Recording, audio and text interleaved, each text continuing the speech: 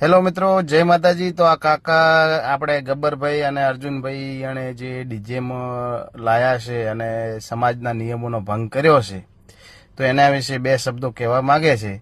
તો કાકા, તમારો શું કહેવું છે? આ ડીજે લાવ્યું છે અને આવતીકાલે 4 તારીખના સમાજ ભેળો થવાનો છે અને ત્યાં જઈ અને એમને માફી મગાવવાનું છે।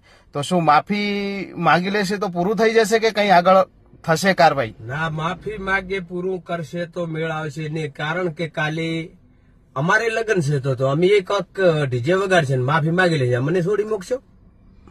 એ ના ચાલે।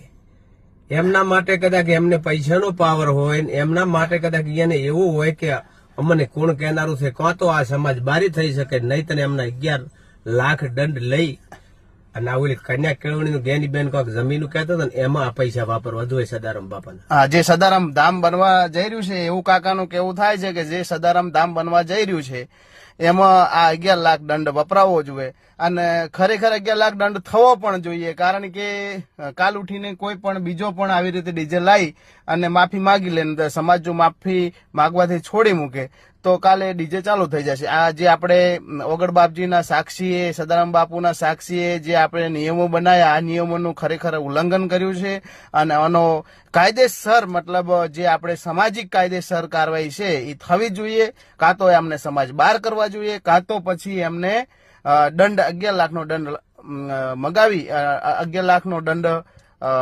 નાખી અને સમાજ સામે માફી પણ માંગવી જોઈએ। અને કોઈ ને કરો તો સદારામ બાપુ નો ઓગળ બાપજી ને તો કોણ માનશે? હા, તો આ સમાજ નું કાલે બીજી સમાજ વાળા વાતો કરશે કે ભાઈ એને તો કઈ નહીં, કૂતરાનો છે કોઈ દાડો કાશી જવાનો જ નથી, એવી જ વાતો બીજી સમાજ કરશે। એના કરતી એક તો નિયમ એમને માફી કઈ ચાલશે નહીં, એમનો 11 લાખ દંડ લઈ લેવાનો।